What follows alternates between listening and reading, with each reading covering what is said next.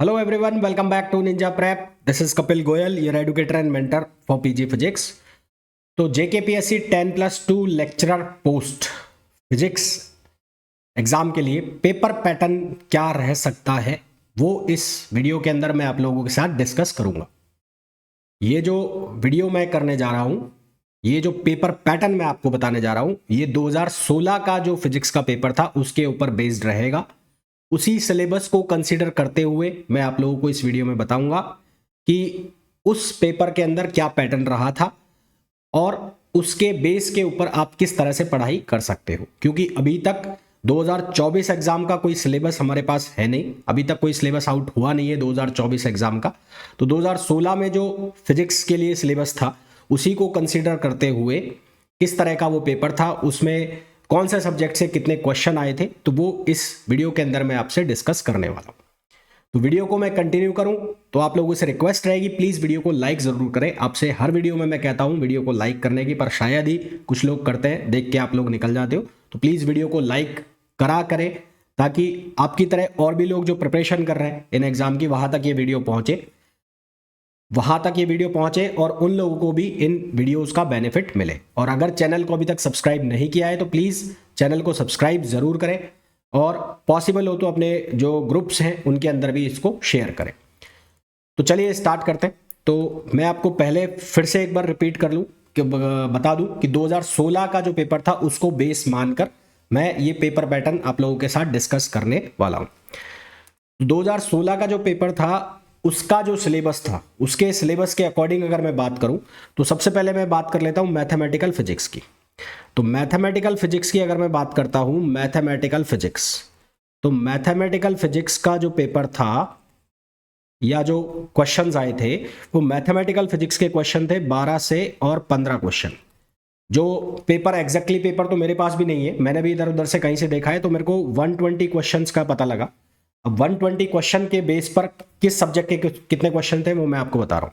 अब ये 12 से 15 क्वेश्चन में जो क्वेश्चंस थे, करीबन 4 से और 5 क्वेश्चन ये वेक्टर्स के क्वेश्चन थे। 4 से 5 क्वेश्चन वेक्टर के क्वेश्चन थे। और अगर मैं बात करूं तो 2 से और 3 क्वेश्चन करीबन मैट्रिक्स के क्वेश्चन थे। अब आप लोग ये बोलोगे कि सर ये तो सिलेबस में नहीं है ना। अब आप लोग बोलोगे कि ये जो है वेक्टर्स और मैट्रिक्स ये सिलेबस में नहीं है। हाँ, मुझे भी पता है ये सिलेबस में नहीं है, पर ये जो 12 से 15 क्वेश्चन थे इनमें जो वेक्टर्स भी थे और इनके अंदर मैट्रिक्स के क्वेश्चन भी थे।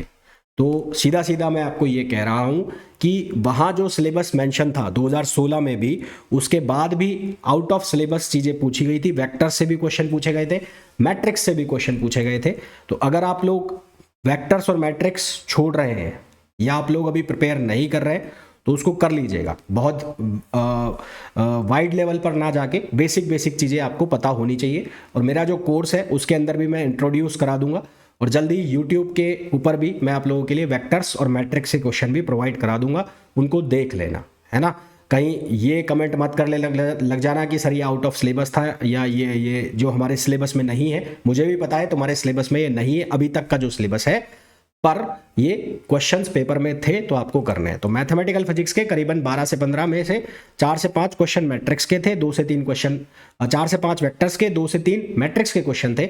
उसके अलावा स्पेशल फंक्शंस के क्वेश्चन थे करीबन 2 से 3, कॉम्प्लेक्स के क्वेश्चंस थे करीबन 3-4 क्वेश्चन कॉम्प्लेक्स के थे। तो ये मैथमेटिकल फिजिक्स से क्वेश्चन आए थे। बहुत ज़्यादा टिपिकल क्वेश्चन नहीं थे, इजीली सॉल्व करने वाले क्वेश्चन थे, चाहे वो मैट्रिक्स के हो चाहे वो वेक्टर्स के हो। आपने ठीक ठाक प्रिपरेशन की हुई है, 1-2 बार चीज़ों को रिवाइज किया हुआ है तो आप इजीली क्वेश्चंस वो सॉल्व कर सकते थे। तो ये तो बात हो गई पहले सब्जेक्ट की, जो हो गया मैथमेटिकल फिजिक्स।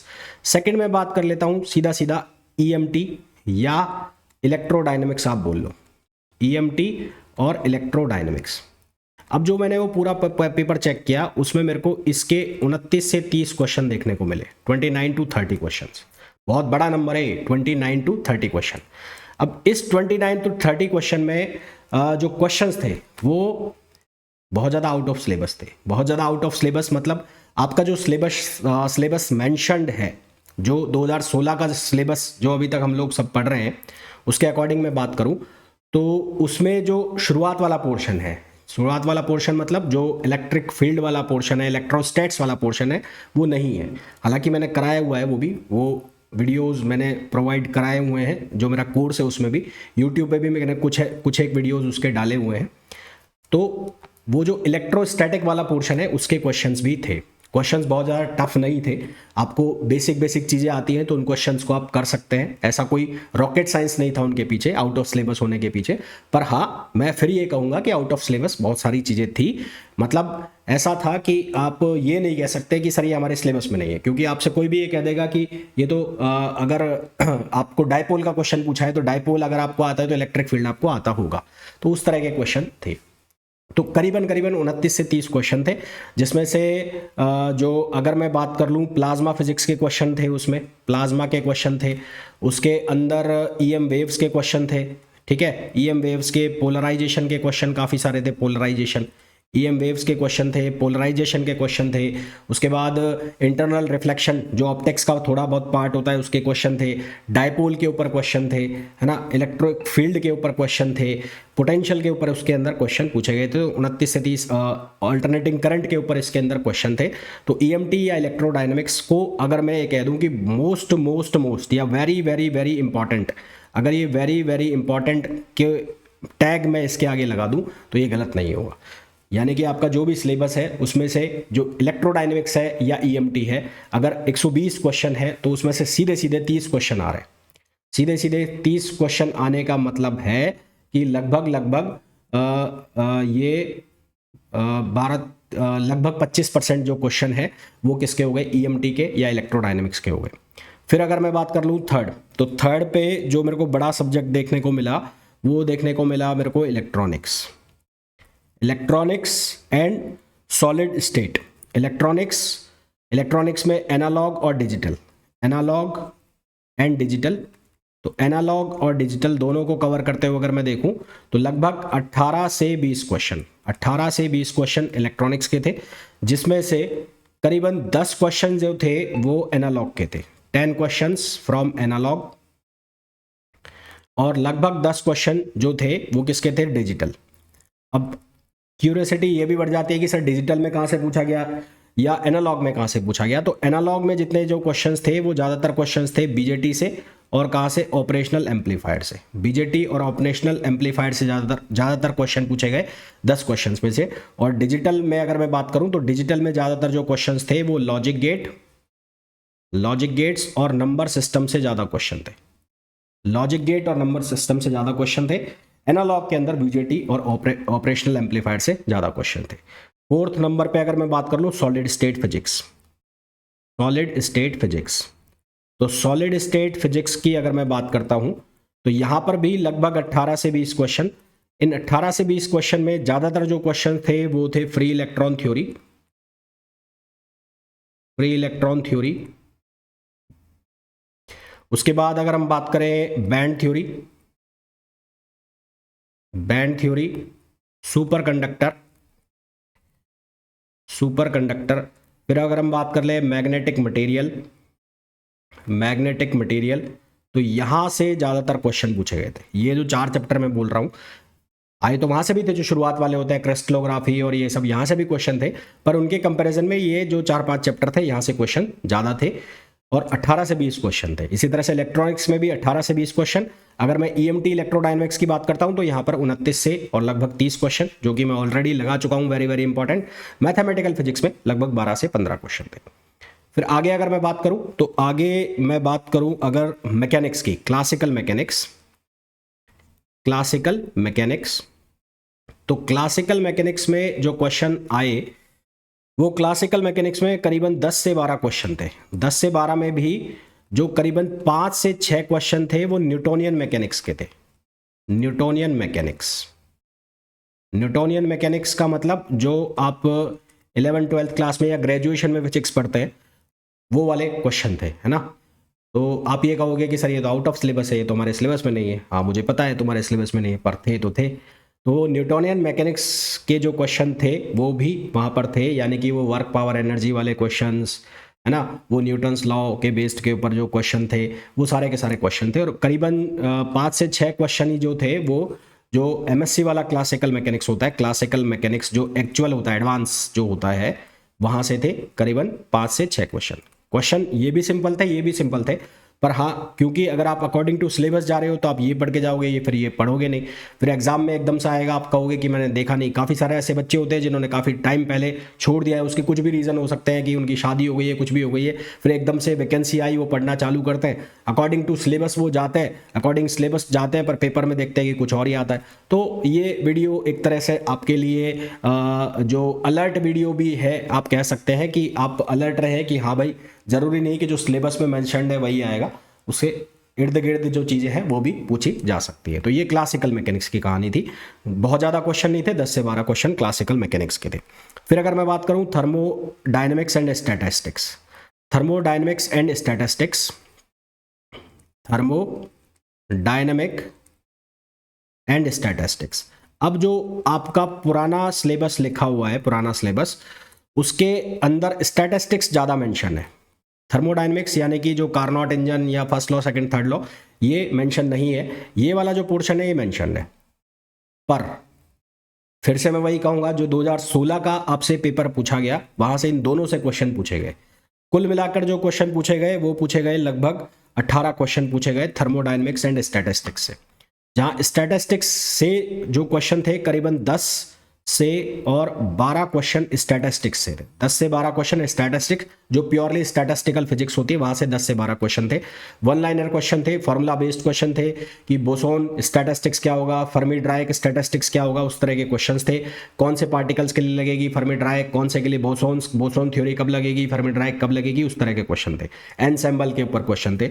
पर ये जो पोर्शन में नहीं है, ये जो आपके सिलेबस में नहीं है, यहाँ से भी करीबन 6 क्वेश्चन थे कार्नोट इंजन के ऊपर, फर्स्ट लॉ के ऊपर, सेकंड लॉ के ऊपर, उसके अलावा जो हमारे पास आइडियल गैसेस होती है उसके ऊपर, तो वो भी क्वेश्चन पूछे गए थे।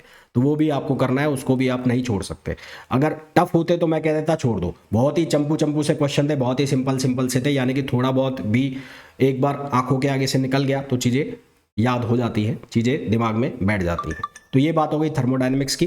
फिर हमने बात क्लासिकल की, मैं ऑलरेडी बात आपसे कर चुका हूँ। फिर हम बात कर लेते हैं न्यूक्लियर फिजिक्स की। न्यूक्लियर फिजिक्स, अब न्यूक्लियर फिजिक्स जो है वो काफ़ी लंबा चौड़ा ऑप्शन जो सिलेबस है वो मेंशन्ड है सिलेबस के अंदर। पर 2016 का पेपर में देखूं तो उसमें बहुत ज़्यादा क्वेश्चन न्यूक्लियर फिजिक्स से नहीं पूछे गए। 9 से 10 क्वेश्चन न्यूक्लियर फिजिक्स से पूछे गए। वो भी कहाँ से पूछे गए, जो शुरुआत वाला पोर्शन होता है, न्यूक्लियर प्रॉपर्टीज़ वाला जो चैप्टर है।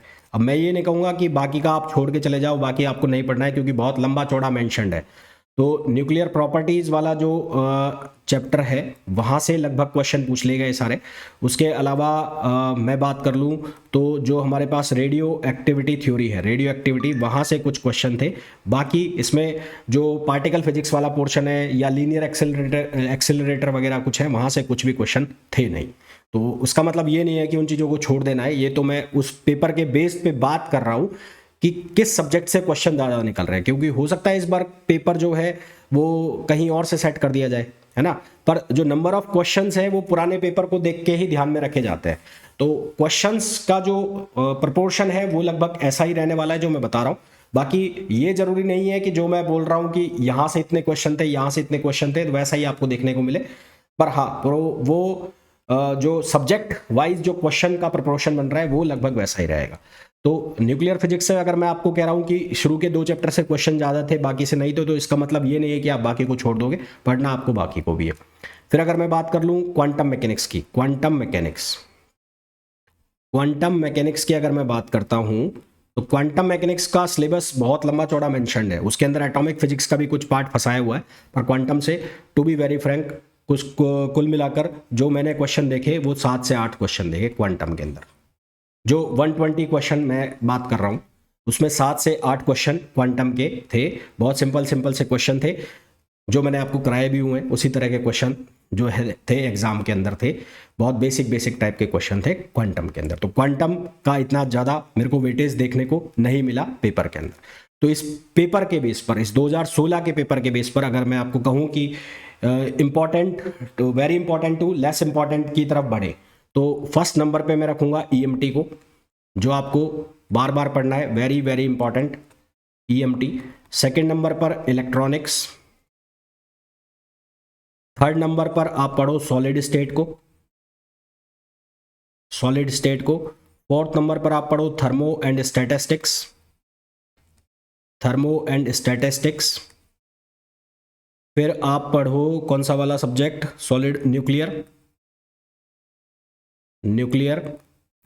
फिर आप लो मैकेनिक्स, और लास्ट में आप पकड़ो क्वांटम, क्योंकि to be very honest quantum के मेरे को इतने क्वेश्चन देखने को मिले नहीं, लास्ट में इसको लेके चलना। तो इस ऑर्डर के अकॉर्डिंग पढ़ना है। अब आपको ये मैंने बता दिया है कि कौन सा सब्जेक्ट आपको ज़्यादा इंपॉर्टेंट है, कौन सा सब्जेक्ट आपको कम इंपॉर्टेंट है, प्रीवियस क्वेश्चन पेपर के बेस्ड पर, है ना, कहाँ से ज़्यादा क्वेश्चन आ रहे हैं, कहाँ से कम क्वेश्चन आ रहे हैं। होपफुली ये वीडियो आप लोगों के लिए बहुत यूजफुल होगा, काफ़ी कुछ आइडिया आपको हो गया होगा किस तरह का जो पेपर है वो बनता है, कहाँ से क्वेश्चन ज़्यादा आते हैं, कहाँ से आपको ज़्यादा पढ़ना है और कहाँ से आपको कम पढ़ना है। वीडियो को छोड़ने के पहले वीडियो को लाइक ज़रूर कर देना, चैनल को सब्सक्राइब नहीं किया है चैनल को सब्सक्राइब कर देना। मेरे रेगुलर वीडियोस के अपडेट्स के लिए जो मेरा टेलीग्राम ग्रुप है निंजा प्रेप पीजीटी फिजिक्स, उसे आप ज्वाइन कर लीजिए। और अगर आप फिजिक्स का कोर्स ज्वाइन करना चाहते हैं JKPSC 10+2 लेक्चरर के लिए, तो ऑलरेडी उसका कोर्स चल रहा है। उसके लिए आप मेरा एप्लीकेशन डाउनलोड कर सकते हैं, Ninja Prep by Kapil sir. वहाँ पर जाकर आप JKPSC का बैच जो है वो ज्वाइन कर सकते हैं। एक बात और कहूँगा, जिन बच्चों ने JKPSC का बैच मेरा लिया हुआ है, तो मुझे नहीं पता आप लोग को मैं मैसेज करता हूँ वो देखते नहीं देखते, तो मैंने एक व्हाट्सएप ग्रुप बनाया हुआ है वो JKPSC के लिए, है ना। तो जो एप्लीकेशन पे जिन्होंने कोर्स ज्वाइन किया हुआ है वहाँ पर मैंने वो सेंड किया हुआ है, वो जो व्हाट्सएप ग्रुप है उसका जो लिंक है मैंने सेंड किया हुआ है, तो प्लीज़ उसे आप ज्वाइन कर लीजिए। अगर आप में से कोई भी बच्चा ऐसा है जो वो देख रहा है ये वीडियो, जिसने वो कोर्स ज्वाइन किया हुआ है, तो वो व्हाट्सएप ग्रुप जरूर ज्वाइन कर लीजिए आप, ताकि हमारा जो कम्युनिकेशन है वो होता रहे, क्योंकि वही एक साधन है हमारे कम्युनिकेशन का, सो दैट मैं आप लोगों के रेगुलर टच में रहूं, आप लोगों के साथ अपडेट में रहूं, मैं आपको बताता रहूं कि आपको कैसे पढ़ना है, आपको प्रॉपर मेंटरशिप मिलती रहे एक, तो वो आपके लिए बेनिफिशियल होगा। तो आई होप आज का वीडियो काफ़ी लंबा हो गया है और आपको काफ़ी कुछ चीज़ें क्लियर हो गई है। वीडियो को छोड़ने के पहले प्लीज़ वीडियो को लाइक ज़रूर कर देना। मिलते हैं नेक्स्ट वीडियो में, till then thank you, bye bye.